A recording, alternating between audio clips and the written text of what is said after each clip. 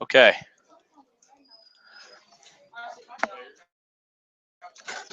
All right. All right. Raise your hand if you can hear me. Cool. Now remember, it's important that you take notes during the video. You won't need that. No, you won't. What's that? How? None of those apps, I'm sure. Really? Show me. I believe you. I've been asking you to show me. Oh, show me what notes you've taken so far. Have you taken notes before? All right, just share them with me when you're done. All right, it better only be notes. There's nothing but note taking going on right now. Okay, so the poor YouTube video people are like, what? What's he doing? You just spent like a whole minute just getting started. Yes, yes. All right, so we talked. What we're basically doing in this week is we're shifting over to Asia to look at. All right, we looked at medieval times in Europe, but you don't have anything like that going on in the Asian countries. And to call them countries is actually probably a bad way to talk about them. Write this word down on the top of your paper. The word is nationalism. When we talk about nationalism, really people today, when we think about history, people think in nationalities. But people, like I said, like I told you before, when it came to the Renaissance, people that lived in Italy would not have necessarily thought of themselves as Italian. People that lived in what we think of as Germany definitely would not have thought of themselves as German. The sense of being a nation, a group of people that have a common history, language, and all that kind of stuff, doesn't develop until after the 1700s. So when you talk about China as being a country, yeah, sort of, but not in the way that everybody in there thought of themselves as Chinese. Or sometimes people find it strange, for instance, in the history that we talk about, when countries, England or France or whatever, can get ruled by somebody from another country and nobody really gets that upset. I mean, when the English later bring in William and Mary, their king and queen, they bring them in from the Netherlands. They're not even English, but it's really not a big deal. They're not thinking in the way that we think about nationalities, about people with a common language and history. So when we talk about China, we're not talking about the China that we talk about today in the same way. It's similar, but so what were these dynasties? Now, the dynasties are basically, what is a dynasty? I'll talk about that in a second. But let's talk about China. Maybe Chris will help me out on this. So we're going to look at this in different phases. First off, the Ming Dynasty. We'll talk a little bit about Confucianism and Zheng He. The Qing Dynasty, which gives the name to modern China. And do I have a third part in there? No, just those two parts. So what exactly is a dynasty? Let's start off with that. That's something to get. I mean, it's different than a kingdom. It's different than a country. What do we mean, Chris? Yeah, a family of rulers. And the thing about China at that time was that if your family could take power, you could run the country. And there were different dynasties made up of people who wouldn't even think of themselves as Chinese and who would admit, we are not Chinese. We just happen to rule the empire of China. Okay, so let's just talk a little bit about these dynasties. First off, we have the Ming Dynasty. Now, there were ones before this. We're kind of picking this up around the 1300s. Now, before you had the Yuan Dynasty, made up of people who were ethnically like Mongolia. Oh, this is that thing it did last time. Did this. And it comes back. Okay, so the Mongols are basically, at that time, were a group of nomadic people who lived on the plains north of China. This is eventually the group of people that are the reason you get the Great Wall. Oh my.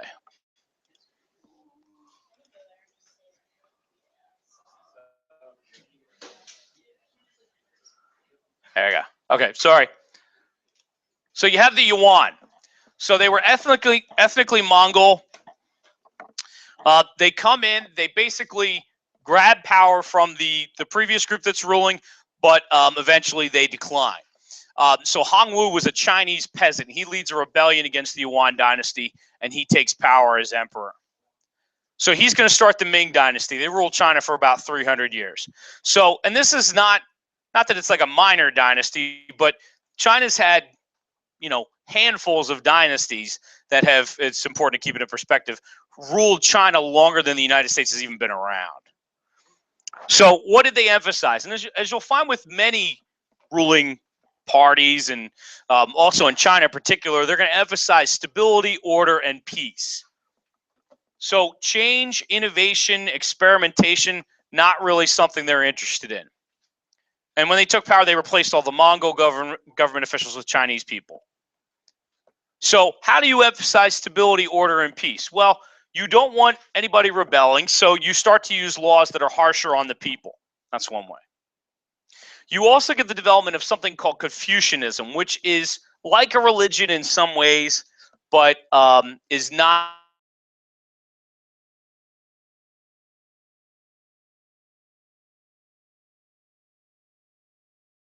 think of as religion, and what Eastern religions are all about. For instance, when we talk about the big three monotheisms, when we talk about Christianity, Judaism, and Islam, the question that people within those are usually struggling is how to get salvation from sin, how to achieve a satisfactory afterlife. Most of those three religions, most people believe in some sort of afterlife with those. How to reconnect man with God, how to bridge the gap of fallen man. Okay, so that's the Western religions. If you talk Eastern religions, mostly what they're talking about is how do people live, I don't want to say in harmony, but more like how do people live a life that is, try a good way to explain this. God's not as central in Eastern religions. It can be, but it's not. We'll talk about those as we go. So Confucianism is sort of a melding of something like religion, but also a social code. And so the code stressed sincerity, moral virtue, and relationships. Let's talk a little bit about that. For instance, Confucianism might stress relationships between teacher and student, parent and child, emperor and person that was ruled. And so it emphasized that good relationship and emphasized the right way that a teacher was to act toward a student and a student toward a teacher. What it ended up emphasizing is, in a lot of cases, respect for authority. Yeah. And now most people wouldn't have been able to read the Confucian texts, but the people that could interpret it for them. And it was also something that was almost like you didn't need to read it to know about it. A lot of it had to do with etiquette and how to act. So in the English-speaking world, the person was known as Confucius. The Chinese is closer to Gongfuzi. And so that was the country's social code, how you lived and acted. It also, the religious portion of it was a healthy respect for your dead ancestors. And so that was all part of it too. You notice there's really nothing like that in Christianity or Islam in the same way. There's no, you don't pray to your ancestors the way a Confucian might, in a way. Now, when it comes to Buddhism, Buddhism's even more different from the monotheistic religions in that for someone achieving the highest level in that, it ends their life in a way. Well, we'll talk about that more later. Okay, so the Ming Dynasty, lots of economic prosperity, reformed the tax system. They came up with better things for agriculture. Shane's group showed us the terrace system. We look at the American experience with farming is typically flat. I mean, we look at the Great Plains, flat land. You carve up the grass and you plant stuff and it grows. But it's hard to farm if you don't have level land. So China had to deal with that, and what they did in many cases was to, terrace the land so you could have flat land and things like that. They also constructed canals. So Chinese artisans were very skilled and had lots of resources available to make things: silk, porcelain, textiles. A lot of these are the things that aren't available to Europeans and what they want to trade for. Now, the Chinese dynasties under the Ming did build a navy. The navy's not the same as what European nations are later going to build, a navy to go take your military and, exert force on somebody. They're not even like the exploration navies that maybe Columbus would have put together. They're not about going out and trying to find trade routes. China's not really interested in trading with countries around it or with Europe because in many cases, China is pretty self-sufficient. They have most of the stuff they want. And to trade with someone who doesn't have anything you want is to kind of like, just not good for you. You don't want to do that. You got good stuff. They don't have anything. They got crap. So you don't want to trade with them. So what was the Chinese Navy under Zheng He all about? It was designed to explore and extract tribute. Basically, they would go to kingdoms around their area, and they would show up and they would say, greetings from the great Ming Emperor of China. We're here, to welcome you if you want to join us. And in many cases, it was designed to they would pay tribute, a little bit of money or a gift or something that would sort of show their allegiance to China. This went on from 1408 to 1433. And they explored around the regions, but eventually these stopped. Yeah, I mean, your option basically is, and it's to try to, China is big. I mean, China is really in that region, the United States of the day. They can throw their weight around and create tough times for anybody. So those countries often would say, a little bit of a gift. And the gift was often, it's not going to create a lot of wealth either. It might be something symbolic. Like, I think they said that some of the African nations would make gifts of some of the local animals that would just be sort of crazy exotic to the Chinese. And, it's more symbolic than anything else. But it's a sign that, we not that you're like, those countries wouldn't have to, be ruled by China, but they were showing, oh, yes, you are great, basically. So it goes all around the Indian Ocean, Persian Gulf, Arabia, Eastern Africa. But the problem is like I just said, they're not making any money. They're not designed to make money, really. They're costing a lot of money. So eventually the emperors decided that this really wasn't, these naval expeditions were kind of pointless. They were expensive. They ended up costing more than they brought in. Trading is considered a fairly lowly job for the Chinese, especially among the Confucians. And you've also got the fact that there's raiders in the north who are constantly raiding into your country. So it becomes more worthwhile to China to have a powerful land army than it is to have a navy. So that's one of the choices they decide to make. And eventually they're going to get rid of that Chinese navy. Zheng He, by the way, was a eunuch. Anybody familiar with what has happened to a eunuch? No? A eunuch is a man who's had his testicles cut off. Usually in childhood. No, that's what a eunuch is. Believe it or not, although that's pretty gruesome, somebody like Zheng He as a eunuch could become pretty powerful because the reason they would cut off the testicles was to prevent someone who was close to women within the imperial dynasty from being able to actually reproduce with them. So usually that's what had to happen if you wanted to be a high government official. So, but that usually happened at a young age. So yeah, interesting trade-off. Anyway, so let's move on quick. They moved the capital. They moved it north to better defend against the Mongols. They constructed the Forbidden City. This was a city set aside solely for the emperor and his family. The idea was create barriers between the emperor and the people in ways that we typically do with leadership.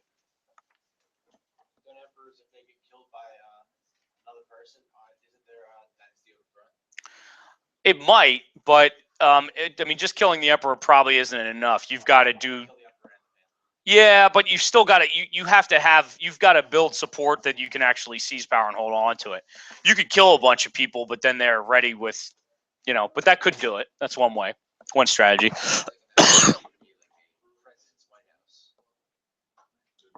Yeah, they may not have thought it out as extensively as the Constitution does, and who then becomes president. But right. So the Forbidden City, you couldn't go in unless you were part of the emperor and his advisors. The problem with this is, and this is another place where the Chinese spend extravagantly, very expensive. And in a lot of cases, what happened is the emperors, because they were set aside from the people in the country, they often weren't exposed to a lot of the problems that they were supposed to be fixing as emperors. You okay, Harold? Make sure you're taking notes, okay? Okay. Eventually, you get what you get with these dynasties. Eventually, they decline because they become sort of satisfied, because they start to turn away from governing their people. The government eventually weakens, and it leads to an invasion by another group who's ready to take power. So, like I was saying with Chris, it's not necessarily enough to just kill everybody in the imperial family. That might be enough, but you also, if you have any ambitions to seize power, you better be able to back it up with some muscle, so to speak. And this is the Qing dynasty. They're going to rule China until 1850, and that's eventually going to. I mean, this takes us from really 1600 all the way up to 1850s. So the Manchu were another group of people. They conquered China. They set up the Qing dynasty. They adopted a lot of Chinese customs, but they were not Chinese. They already were Confucianists. They put their own people in positions of power to oversee the Chinese. Now, in addition to just running the country, they also changed some things culturally. They often, style of dress or how you even wear your hair can be a mark of where your allegiances are. So the king ordered that all Chinese had to adopt what was called the queue, which is basically the entire head is bald, and then at the back the hair is grown long into basically like a ponytail. You didn't, then you were put to death, basically. It's a sign of allegiance, really. It's a sign. It's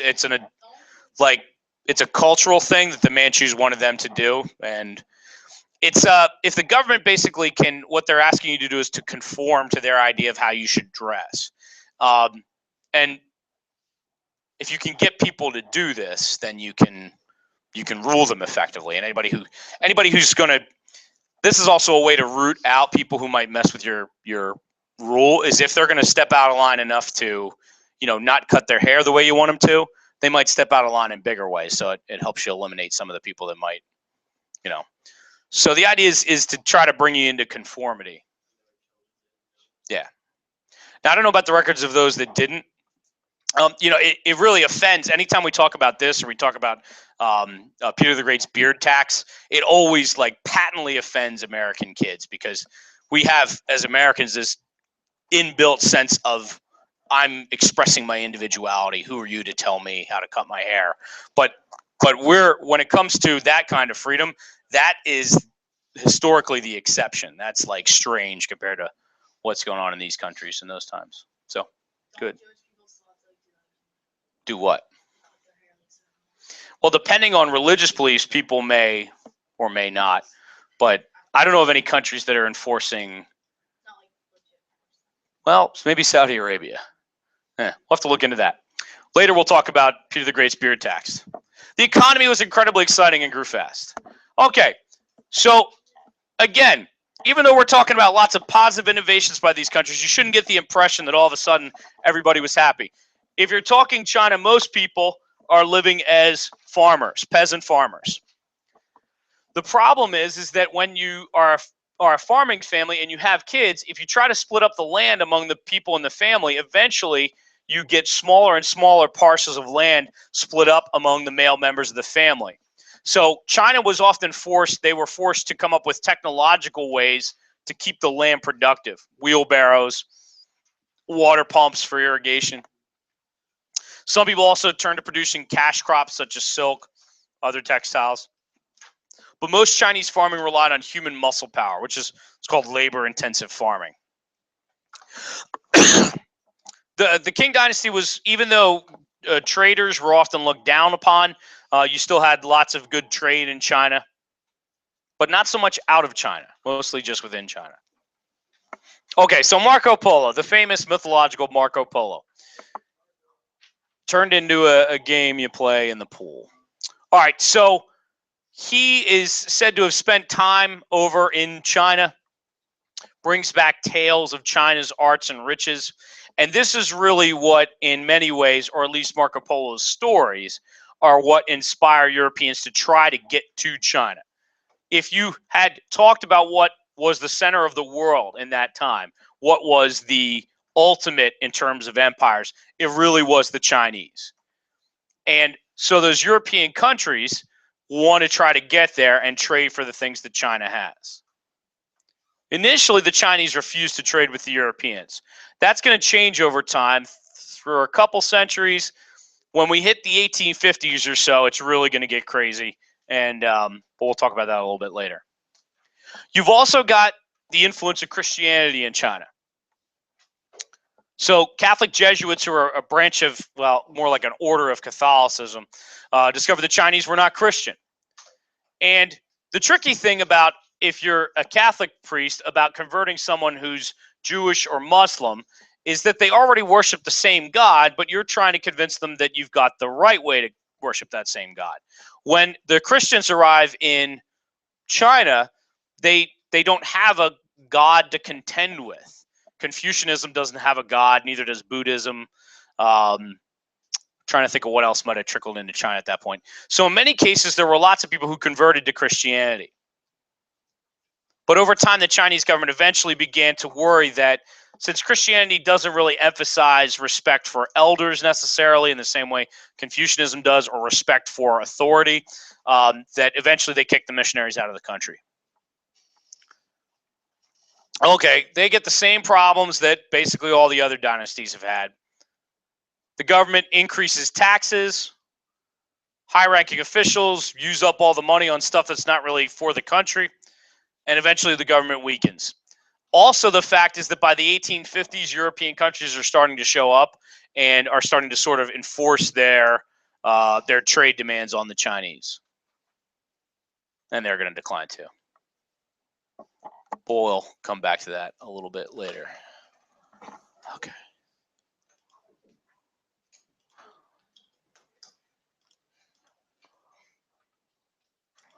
Cool. All right, we'll call it 4 minutes to look. How many multiple choice questions are there? 3? All right, we'll make it 4 minutes.